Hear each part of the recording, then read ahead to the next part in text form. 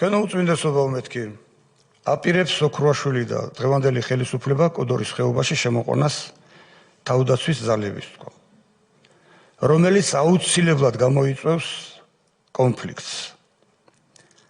და ამ კონფლიქტში რუსები იქნებიან მართლები, იმიტომ რომ არსებობს 94 წლის შეთანხმება, რომელზეც ხელი გვაქვს მოწერილი და ამას გამოიყენებენ და ლეგიტიმაცია მიეცემა რუსებს, რომ შემოვიდნენ ხეობაში და მერე გაითამაშებენ ჩვენები მეთქი, რომ ვითომ რუსებს ვერ შევებრძოლეთო და დატოვებენ ტერიტორიას და გაიქცევენ, რომელიც უკვე იყო, შემთხვევა იყო უკვე ერთხელ ასეთი შემთხვევა ჩემთან.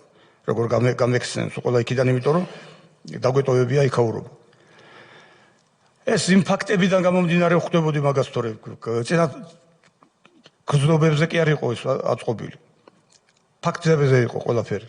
ხო და სხვათა შორის გამორჩა და თუ შეიძლება დავამატებ, რომ 2004 წელს, როდესაც გუბერნია გააუქმა ალასანიამ, უმაღლეს საბჭოს თავმჯდომარე იყო თუ უზენაესი საბჭოს თავმჯდომარე.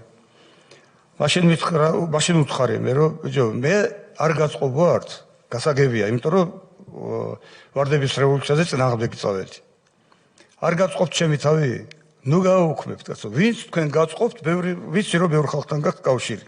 ვინც თქვენ გაწყობთ, ის დანიშნეთ, თქვა. თუ გინდათ აქედან შეიყვანეთ, მაგრამ გუბერნიას ნუ გააუქმებთ, იმიტომ რომ ადგილობრივი მოსახლეობა ბოლომდე იბრძოლებს ხეობის შესანარჩუნებლად და ხალხი, რომლებმაც რო გაგრა თავისუფლად დატოვეს, სოხუმი თავისუფლად დატოვეს, ოჩამჭირე დატოვეს,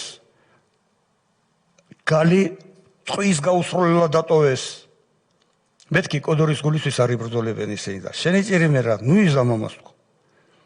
არაო, მე უნდა მივხედო, მე ვარო იქაური უფროსი აფხაზეთისო და მე უნდა მივხედო ამ ყველაფერსო. ირაკლი, რო შენ რო არ იქნები, მაშინ ვინ მიხედავს, ან დაგაწინაურეს, ან რაღაცა მოხდა, ხო? ადამიანები ვართ. მე პირდაპირ ხაზგასმით ვითხრა, მე ირაკლი ალასანია ვიქნები პასუხისმგებელო. დღემდე ვერ ვნახე ეს პასუხისმგებლობა.